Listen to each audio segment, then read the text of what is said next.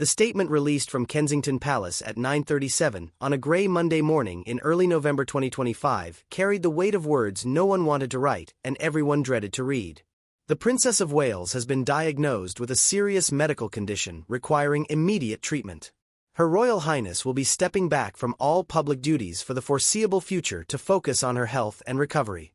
The Prince of Wales and the royal family asked for privacy during this deeply difficult time.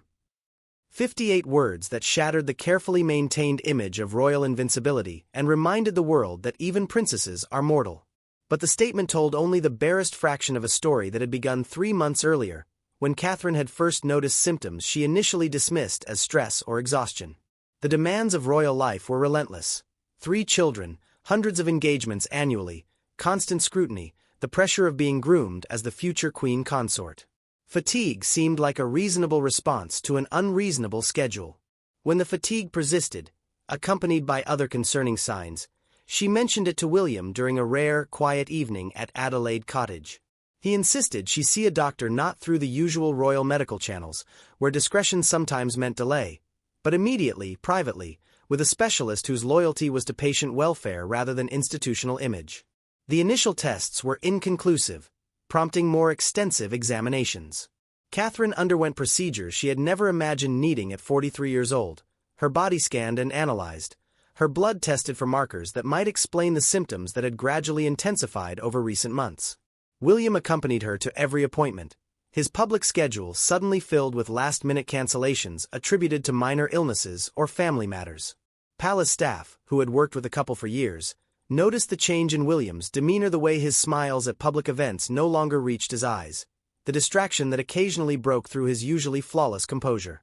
The diagnosis came on a Thursday afternoon in late October, delivered by a consultant oncologist in a private medical office far from palace walls. Catherine sat beside William, their hands clasped with a grip that had long since cut off circulation, but neither could bring themselves to let go. The doctor spoke with the clinical precision her profession demanded, but her voice carried compassion earned through years of delivering news that shattered lives. Stage 2. Treatable but serious, requiring aggressive intervention. Chemotherapy, certainly. Possibly surgery. A long road ahead with outcomes that statistics could predict but never guarantee. Catherine heard the words as if from a great distance, her mind simultaneously processing every detail and rejecting the entire reality. This happened to other people. This happened to patients she had visited during hospital charity engagements, people she had offered sympathy and encouragement while privately believing herself immune to such ordinary tragedies. William's first reaction was a fury so intense he had to physically leave the room, stepping into the corridor where he pressed his forehead against the wall and tried to remember how to breathe. He returned 3 minutes later, composed but pale, and asked the questions Catherine could not yet formulate. What were the treatment options? What were the realistic chances of full recovery? How long would treatment take? Could they delay the public announcement? The doctor answered each question honestly, refusing to offer false hope but also refusing to surrender to despair. The cancer was serious, but had been caught before metastasis. Treatment would be difficult, but modern medicine offered genuine grounds for optimism. As for the public announcement, that was not a medical decision but a personal one, though she gently noted that stress and secrecy rarely aided recovery. That evening, Catherine and William sat in their private sitting room long after the children were asleep, trying to process a reality that felt fundamentally wrong.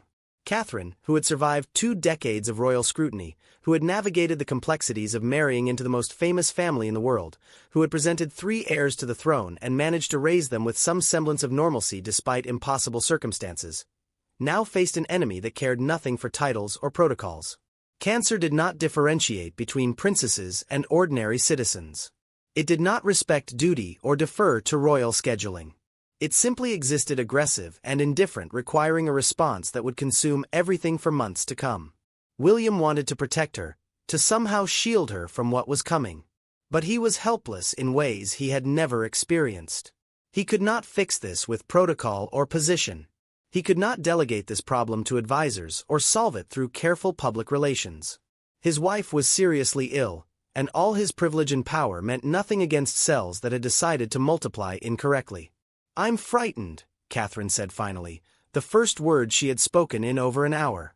William pulled her close, feeling her trembling against him. "I know," he said, because there was nothing else truthful to say. He was frightened, too. More frightened than he had been since the night his mother died, that same feeling of watching something terrible unfold and being powerless to stop it. The decision to inform King Charles was made that same night. Charles arrived at Adelaide Cottage within 40 minutes of William's call, entering not as monarch but as father, embracing his son with a fierceness that spoke of his own barely contained terror.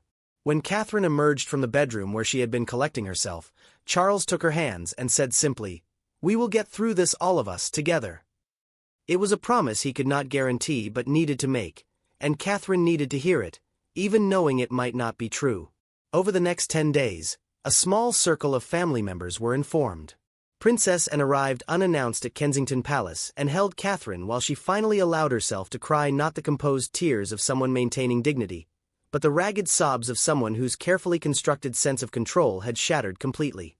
Queen Camilla, who had survived her own health scares and knew the particular terror of serious diagnosis, spoke to Catherine about the practicalities of treatment, about how to maintain some sense of self when your body becomes a battlefield, about the strange gift of illness forcing you to understand what actually matters. The children knew something was wrong.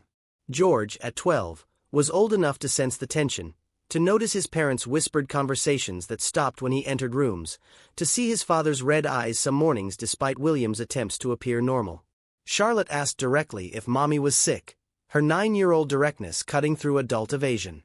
Louis, at 7, simply clung to Catherine more than usual, his child's intuition telling him to hold on while he could. The conversation Catherine and William would need to have with their children loomed like a physical weight.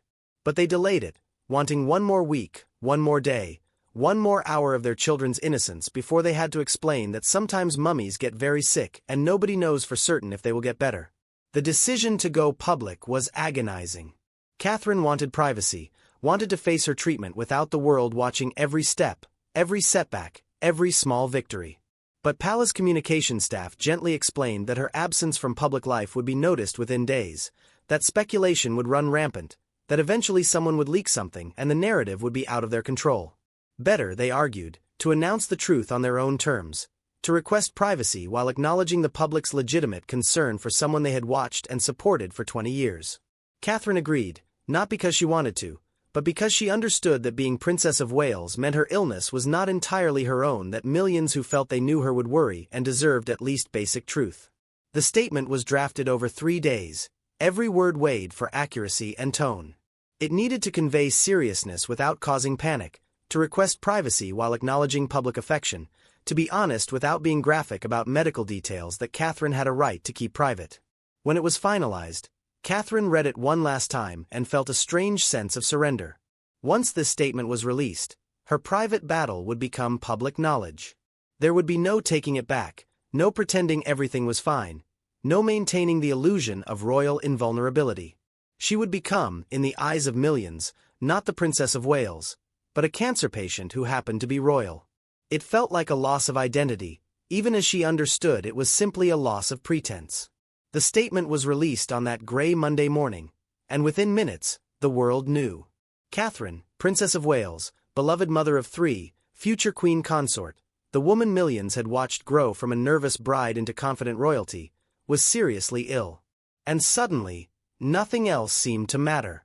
The 48 hours following the announcement saw Kensington Palace transform into a fortress of privacy, breached only by family members and essential medical personnel.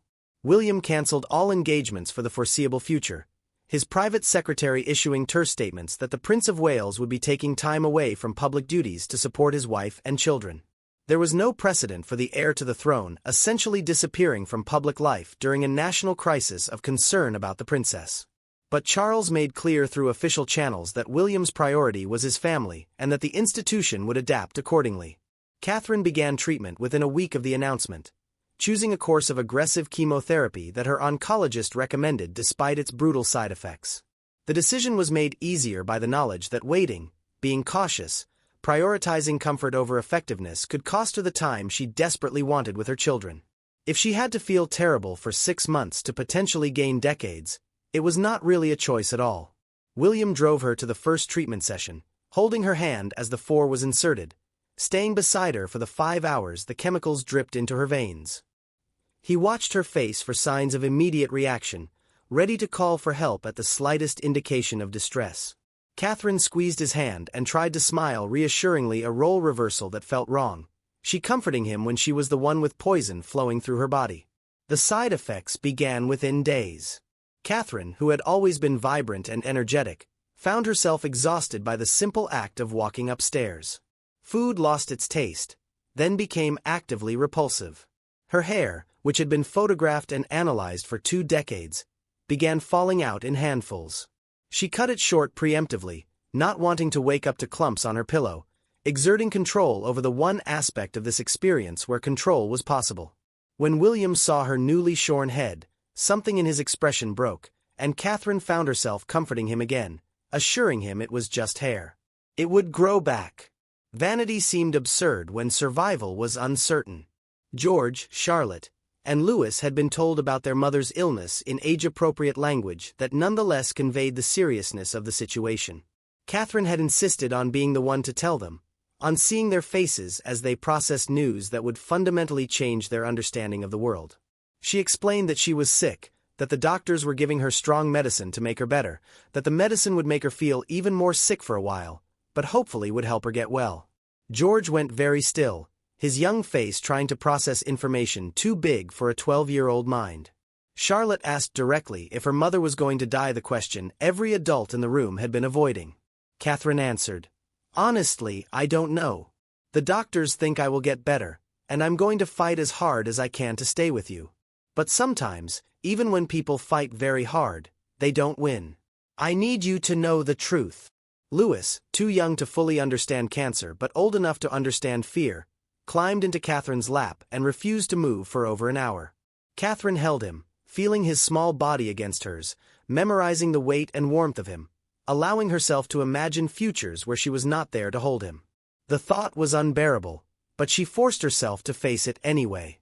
If she was going to die, she needed to prepare her children as much as anyone could prepare children for losing their mother. If she was going to live, she needed to teach them now that life was fragile, that love was not guaranteed infinite time, that every moment mattered because endings came without warning. The children's school was informed. Staff briefed on the situation with emphasis on maintaining as much normalcy as possible while understanding that normal had fundamentally changed. George's teachers noticed he had become withdrawn, participating less in class, spending break times alone. Charlotte oscillated between fierce protectiveness of her mother and outbursts of anger at the unfairness of the situation. Louis regressed slightly, having accidents he had long since outgrown, asking repeatedly where Mommy was even when Catherine was in the next room. Child psychologists were consulted, gentle professionals who explained that children process trauma differently than adults, that behavioral changes were normal, that the best support was consistent love and honest communication even when honesty was painful. William struggled with his own emotional response while trying to remain strong for Catherine and the children. He had lost his mother when he was 15, a trauma that had shaped his entire adult life. And now he faced the possibility of his children experiencing similar loss even younger. The parallel was inescapable and terrifying. He found himself waking multiple times each night to check that Catherine was still breathing, lingering outside her bathroom door when she was ill from treatment, terrified that if he looked away for a moment, she would disappear the way his mother had disappeared. Catherine gently pointed out that his hovering was making her feel more fragile rather than more supported, and William backed off, but the fear remained, a constant background noise to every moment. King Charles visited Adelaide Cottage 3 times a week, often bringing food that his own chef had prepared with Catherine's dietary restrictions in mind, rarely staying long but needing to see with his own eyes that his daughter-in-law was still fighting. He spoke little during these visits, his usual verbosity abandoned in favor of quiet presence. Once, when Catherine was sleeping through another afternoon, exhausted by a particularly difficult treatment session, Charles sat with William in the garden and spoke about his own experience watching Camilla face health scares, about the helplessness of loving someone whose body was betraying them, about how duty suddenly meant nothing compared to the person lying in the next room fighting to survive. Princess Anne, never known for overt emotional displays, proved unexpectedly invaluable during this period. She managed the practical aspects that William and Catherine were too overwhelmed to handle, coordinating with palace staff, ensuring the children's schedules remained as stable as possible, fielding calls from concerned family members, and acting as a buffer between the immediate family and the institutional demands that did not pause just because one of its key members was ill. The monarchy survived wars and abdications, and said bluntly when Catherine apologized for the disruption her illness was causing. "It will survive this. You focus on getting well. Everything else is irrelevant." Harry reached out from California, the first substantial contact between the brothers in months.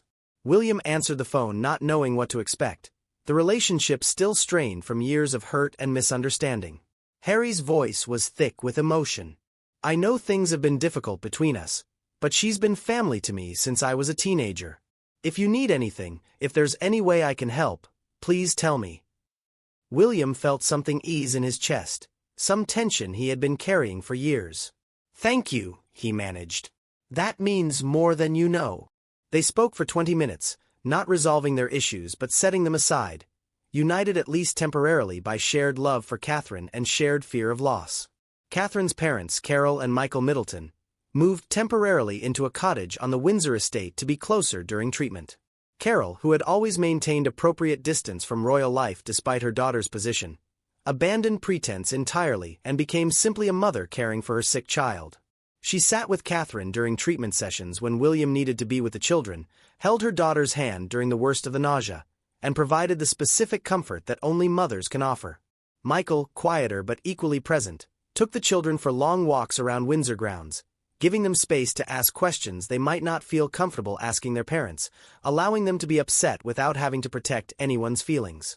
By the end of the second week following the announcement, a new rhythm had established itself at Adelaide Cottage.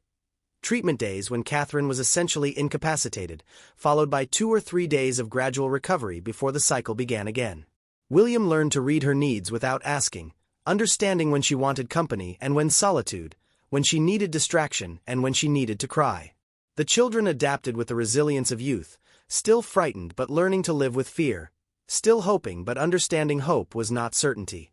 And Catherine, at the center of it all, fought with everything she had not because she was brave, but because the alternative was unthinkable.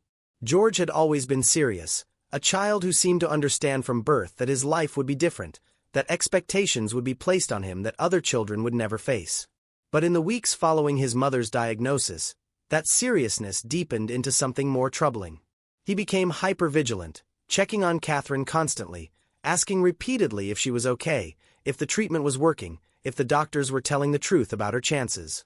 William recognized his own behavior reflected back the anxious monitoring, the desperate need for reassurance that no one could honestly provide. One evening, William found George in his room researching cancer survival rates on his laptop, spreadsheets of statistics that number 12-year-olds should be analyzing. William sat beside his son and gently closed the computer. "Those numbers don't tell you about your mother," he said quietly. "They tell you about averages, about hundreds of people you've never met. Your mother is not a statistic." George looked at his father with eyes too old for his face. "But she could die. The doctor said she could die." William wanted to offer comfort, to promise that everything would be fine. But he had promised Catherine he would be honest with their children even when honesty was painful. "Yes," he admitted, "she could. But she is getting the best treatment available, and she is fighting as hard as anyone can fight. That's all any of us can do." George began sleeping poorly, waking from nightmares he would not describe but that left him shaking and pale. Catherine, on one of her better days, went to his room after another nightmare and climbed into his bed the way she had when he was small. "Talk to me," she said gently. George was silent for a long time, then whispered, "What happens to us if you die? Do we have to be kings and princesses without you?" Catherine felt her heart break a little more. "First, I am planning to live.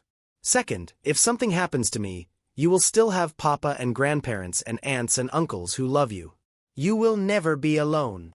George turned to face her in the darkness. "But we won't have you. And you're the one who makes everything feel safe." Charlotte processed her mother's illness differently, with an anger that sometimes erupted at unexpected moments. She snapped at her brothers, pushed back against teachers, and had a complete meltdown when told she had to miss a friend's birthday party because Catherine had a particularly bad reaction to treatment and the family needed to stay close to home.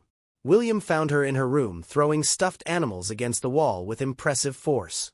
"It's not fair," she shouted. "None of this is fair.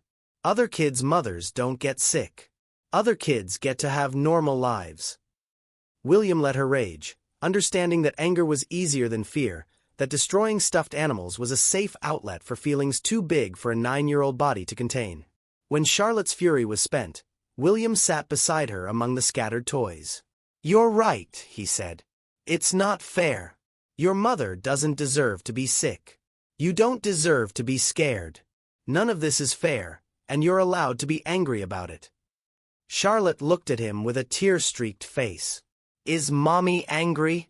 William considered the question seriously. "Sometimes. Mostly she's scared and sad and tired. But she's also fighting because she loves you and George and Louis more than anything else in the world." Charlotte was quiet for a moment, then asked in a small voice, "If she dies, will you marry someone else?" The question caught William off guard, and he struggled to formulate an answer. "I'm not thinking about that because I'm focused on your mother getting better. But if something terrible happened, any future would be a long time away.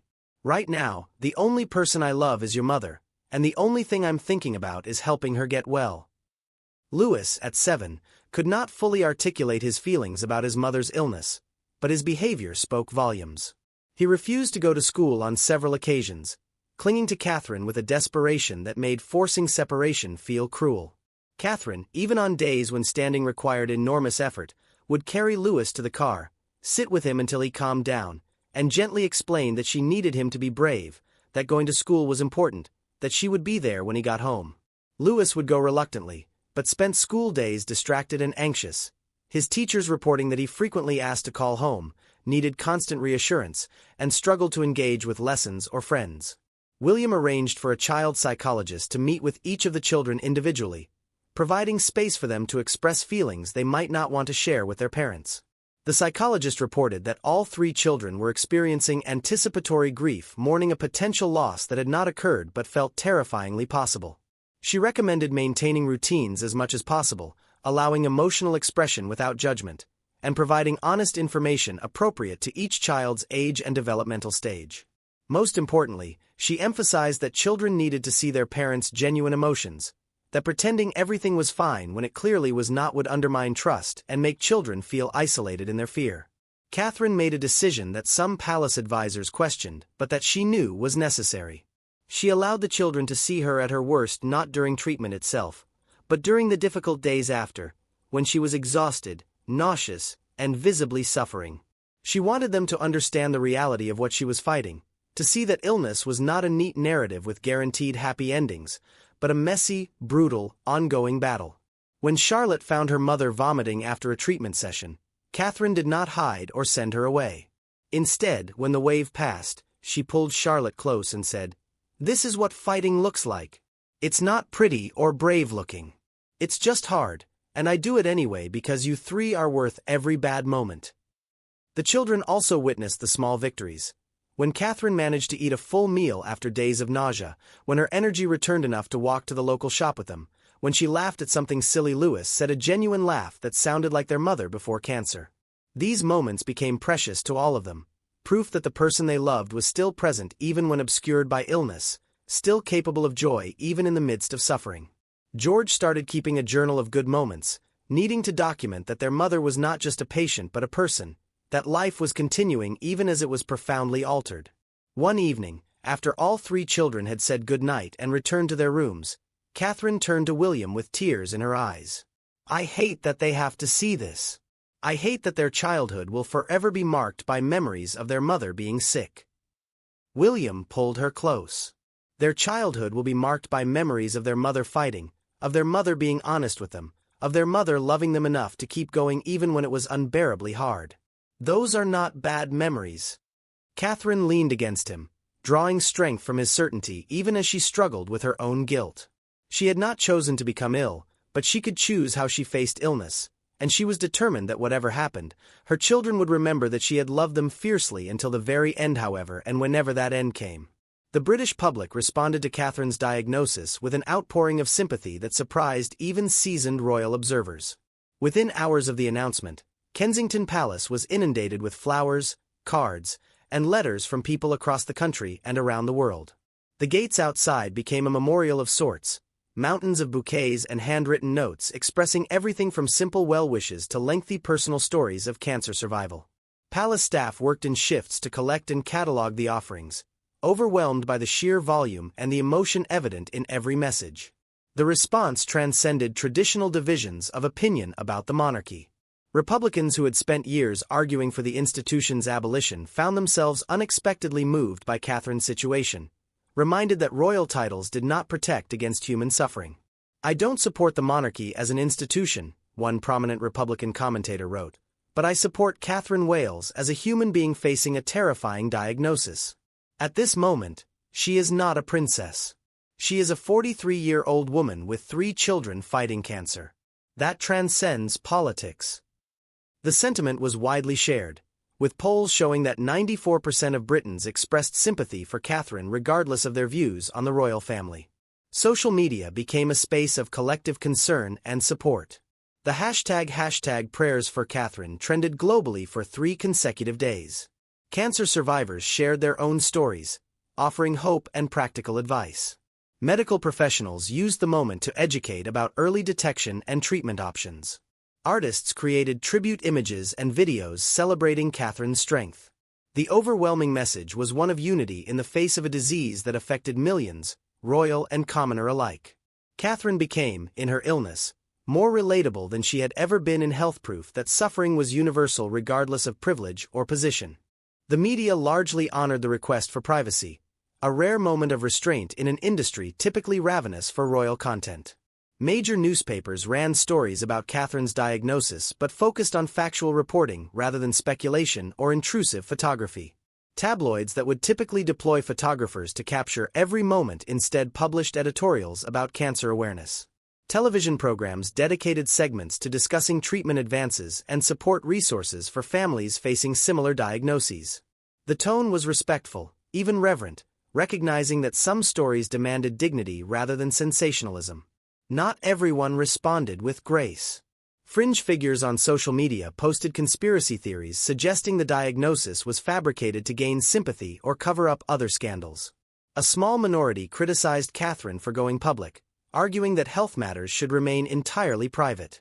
Some questioned whether royal privilege meant she was receiving superior treatment unavailable to ordinary citizens, a valid concern that sparked broader discussions about healthcare inequality. Palace communications largely ignored these criticisms, recognizing that engaging would only amplify fringe voices and detract from the primary message of requesting privacy during a difficult time. Cancer charities reported dramatic increases in donations following the announcement, with several organizations noting that contributions in Catherine's name exceeded their entire typical monthly intake within the first week. Research foundations focused on early detection saw spikes in awareness campaign engagement. Screening programs reported increased appointments as people who had been putting off examinations suddenly recognized the importance of early diagnosis. In this way, Catherine's personal tragedy became a catalyst for broader public health benefits, lives potentially saved because her illness had reminded millions that cancer could strike anyone at any age. The business of monarchy continued despite Catherine's absence, but it felt hollow and less significant. State banquets proceeded with impeccable protocol but lacked the warmth Catherine typically brought to such events. Charity engagements carried on with other royals stepping in, but her absence was palpable. Children who had anticipated meeting the Princess of Wales at hospital visits instead met Princess and/or Prince Edward, wonderful substitutes, but not the person they had been hoping for. The institution functioned, but everyone involved understood that something vital was missing, that Catherine had become more central to the monarchy's emotional resonance than perhaps anyone had fully realized. King Charles addressed the nation in a brief televised statement 2 weeks after the initial announcement, his first public comments on Catherine's illness. Speaking from Windsor Castle, he appeared older than his years, the weight of personal concern evident despite his attempts at composure. "My daughter-in-law Catherine is facing the most difficult challenge of her life with the courage and grace that have always characterized her," he said, his voice steady but strained. "As a family, we are supporting her through every step of this journey. As a nation, Your kindness and support have been a source of immense comfort. We ask that you continue to keep Catherine and her young family in your thoughts as she undergoes treatment." The statement was brief but effective, acknowledging public concern while reaffirming the request for privacy. Charles's visible emotion humanized the situation, reminding that behind the institutional responses were people who loved Catherine, who feared losing her, who struggled with the same helplessness that any family would feel in similar circumstances. The broadcast was watched by 16 million people in the UK alone, testament to the public's investment in Catherine's well-being and their respect for a monarch speaking not as king but as concerned family member. Religious communities across Britain and the Commonwealth held prayer services for Catherine's recovery. Churches, mosques, synagogues, temples, and other houses of worship included her in their intercessions regardless of whether their members supported the monarchy. Faith leaders noted that illness created a common ground where theological differences and political disagreements mattered less than shared humanity. Catherine, whether she had sought the role or not, became a symbol of all those fighting similar battles, her high profile bringing attention to struggles that typically occurred in private obscurity. As November turned toward December, the intense media focus gradually eased, replaced by other stories and scandals. But the public concern remained a background current of collective worry for a woman who had been part of British public life for 2 decades. People who had watched Catherine evolve from nervous bride to confident princess to future queen found themselves genuinely invested in her survival, not because of her title, but because she had, through years of consistent dedication and authentic warmth, earned affection that transcended institutional obligation. Her illness was felt not as the sickness of a distant royal, but as the suffering of someone millions considered, however parasocially, to be someone they knew and cared about. 3 months into treatment, Catherine sat in her oncologist's office receiving results from the latest scans.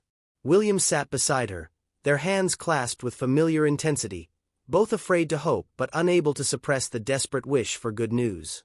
The doctor smiled before speaking, and that smile told them everything they needed to know before words confirmed it. The tumors were shrinking. Not gone, not yet, but responding to treatment better than initial projections had predicted. "You're winning," the doctor said simply. "Not done fighting, but definitely winning."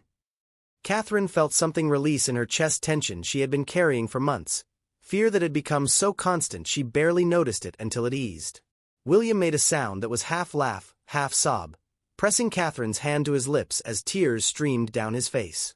They sat in that office for another 30 minutes discussing next steps, additional treatment rounds, maintenance protocols, monitoring schedules. But the core message remained: Catherine was responding well to treatment. She was going to survive this. The future that had seemed so uncertain, so potentially brief, was expanding again, years appearing on a horizon that had been shrouded in fog. The news was shared first with the children in a carefully orchestrated family meeting. Catherine and William wanted to deliver the information together, wanting their children to see both parents united in relief and cautious optimism. "The doctors are very happy with how the treatment is working," Catherine explained, keeping her language simple but honest. "I'm not all better yet, but I'm getting better. The medicine is working." George, Charlotte, and Louis absorbed this information with the weariness of children who had learned that good news could be temporary, that hope was not certainty. But slowly, cautiously, they allowed themselves to believe that their mother might actually survive, that the nightmare they had been living might eventually end. George asked the question that had been haunting him for months.